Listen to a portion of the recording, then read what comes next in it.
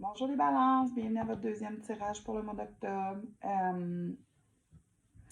En brassant les cartes, en me connectant, ma vue s'est embrouillée. Euh, donc, il y a quelqu'un qui a de la misère avec sa vue. Je m'excuse pour mon chat. Donc, on me dit d'aller voir l'optométriste. Je ne sais pas c'est qui, mais je transfère le message.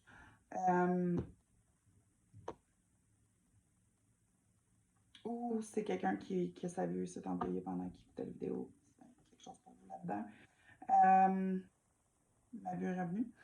La première pile, c'est le message de vos anges, deuxième de vos guides et troisième amour. Donc, on y va avec la première. Roi de Gabriel, généreux, inspirant, théâtral, motivé. Super ça. Ayez une vision d'ensemble. Laissez les détails à d'autres. L'expérience mène au succès. Réel, préoccupation pour le bien-être d'autrui. On va le clarifier. Mais juste comme ça, ce que je perçois, c'est que vous êtes des gens qui, tu sais, des fois ça vous arrive souvent d'être indécis. J'ai beaucoup de balance dans la carte du ciel, donc je comprends.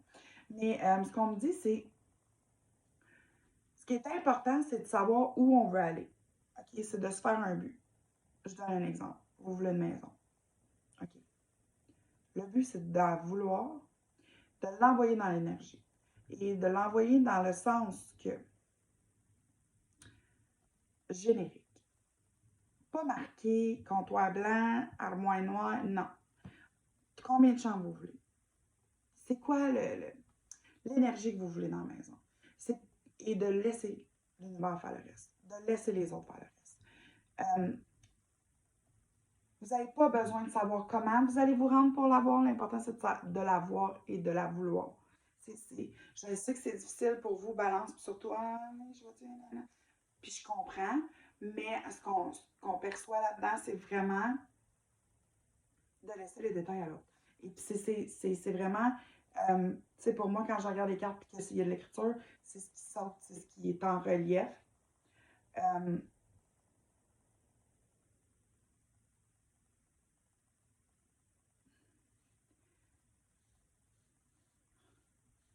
c'est de lâcher prise sur le comment, pourquoi, que c'est.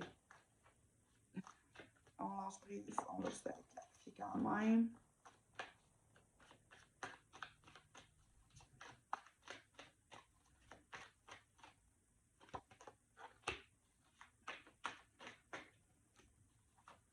Wow, OK.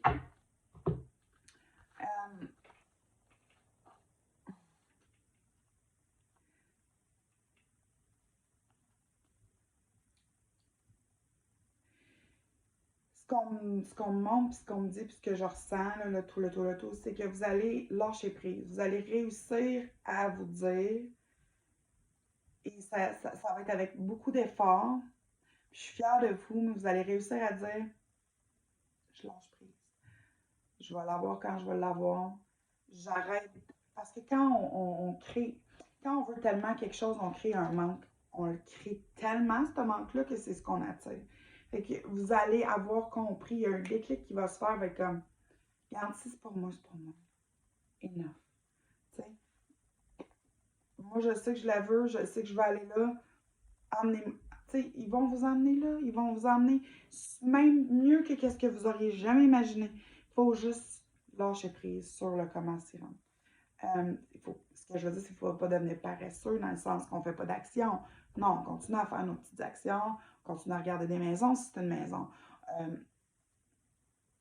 on continue à faire notre page, notre chaîne YouTube si c'est toujours dans la continuité de faire les choses.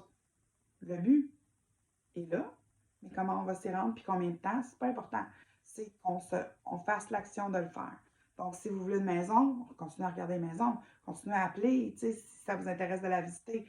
Mais ce que je veux dire, c'est ne pas focuser sur le besoin de l'avoir tout de suite. Donc, ça crée le manque. Il y a un délai pour certaines choses. Donc, il y a un délai sur ça, puis il y a une raison qu'on ne peut pas voir à l'œil nu et qu'on ne peut pas comprendre. C'est souvent tant ou longtemps qu'il n'y a pas de lâcher prise que ça n'arrivera pas. Je sais que c'est dur à croire, mais je suis certaine que vous vous souvenez d'au moins une fois que vous vouliez quelque chose, puis vous avez dit fuck it, je ne le veux plus, puis c'est arrivé. Vous l'avez eu. Puis vous dites que je ne le voulais plus. Mais c'est ça. C'est un peu la même manière. Tu ne le veux plus, mais il est là. Donc c'est ça. C'est le lâcher prise. Vos guides maintenant vous disent.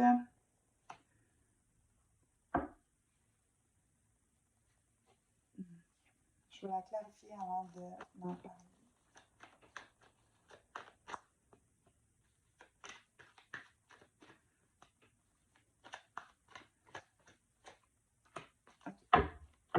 Pour ceux et celles qui vont pratiquer le lâcher prise, puis pour ceux et celles qui vont avoir compris, beaucoup d'entre vous allez avoir compris ça, le lâcher prise.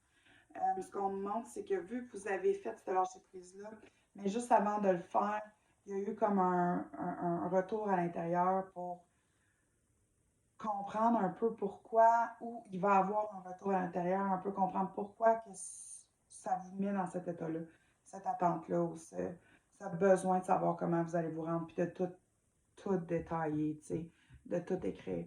Quand le lâcher prise va être fait,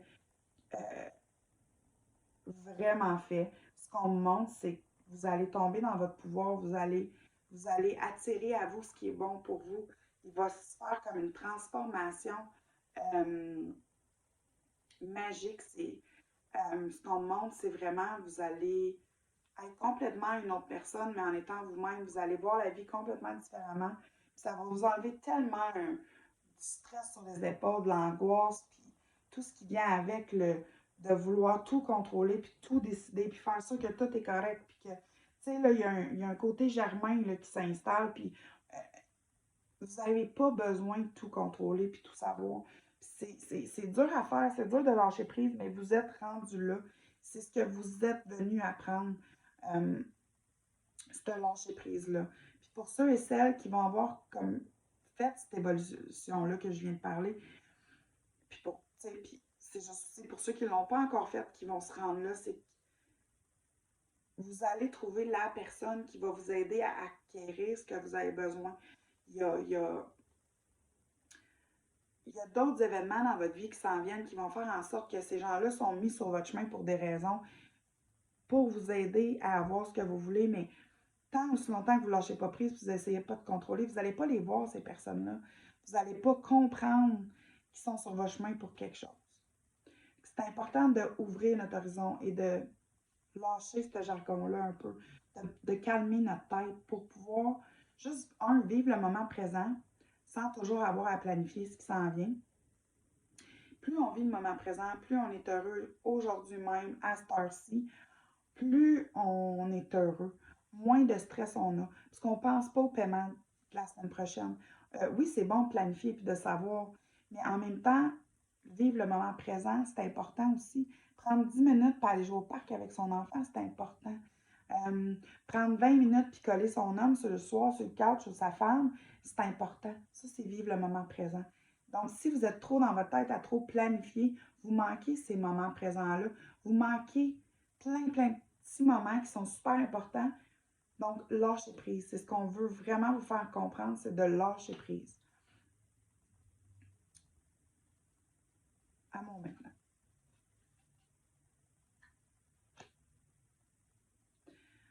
OK.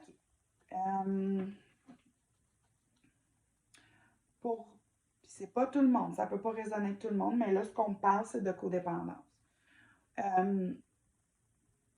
Pour ceux et celles qui ne savent pas c'est quoi la codépendance, la codépendance, là, c'est j'ai besoin que tu aies besoin de moi. Ça, c'est de la codépendance. Et c'est vice-versa. Donc, j'ai besoin que tu sois là pour moi, tout de suite, toujours. Et c'est pas une demande, c'est vraiment un besoin. Et l'autre personne, c'est j'ai besoin que toi, tu aies de besoin de ça. Donc là, on vit dans la codépendance. La codépendance, ça se développe. Je pense que ça se développe au cours des années. Ça peut être aussi une manière qu'on se sent aimé, qui n'est pas nécessairement la meilleure. C'est sûr, pour certains, ça fait leur affaire, puis c'est super correct. Moi, je ne suis pas là pour juger. Je n'ai pas marché dans vos souliers. Mais ça affecte votre vie amoureuse.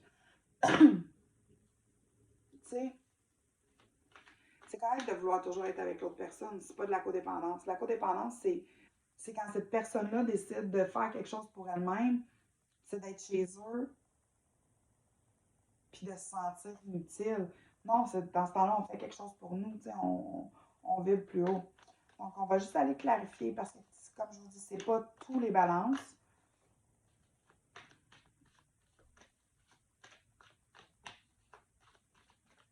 C'est une forme d'addiction, donc. Une addiction, ça peut toujours arrêter.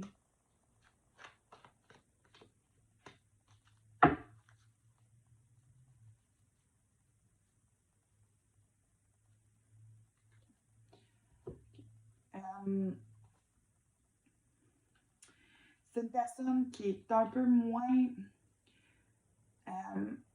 je ne sais pas c'est pour qui ce message-là, mais on montre quelqu'un d'un peu moins mature que vous. Ça peut être une fréquentation, ça peut être votre chum, ça peut être votre mari. Et ce que ça fait, ça crée de la codépendance et ça vous amène à manquer d'énergie, manquer de power, manquer de vouloir. Il y a quelque chose qui fait que ça crée un manque. C'est de vous en libérer, soit de parler, soit de dire, bon, mettre les choses au clair, ou simplement soit quitter. Mais peu importe la manière que vous voyez ça, tant aussi longtemps que vous vous respectez, ça peut que bien aller. Pour les célibataires, on montre que, bon, vous avez rencontré quelqu'un qui était codépendant. Vous avez décidé de non, ce n'était pas pour vous.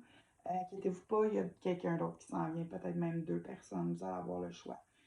Pour ceux qui sont en couple et qui ne savent pas quoi faire, la réponse est à l'intérieur, la réponse est ici.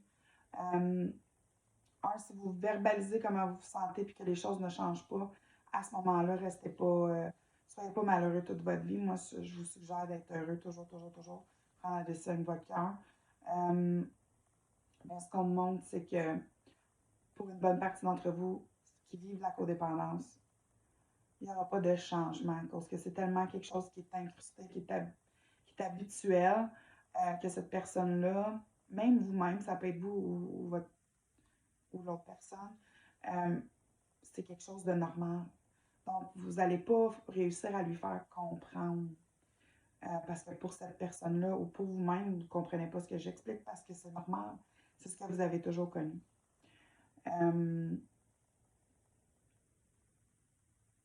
Mais tant aussi longtemps que ça ne vous affecte pas et que ça ne vous nuit pas, si vous êtes heureux comme ça, tant mieux.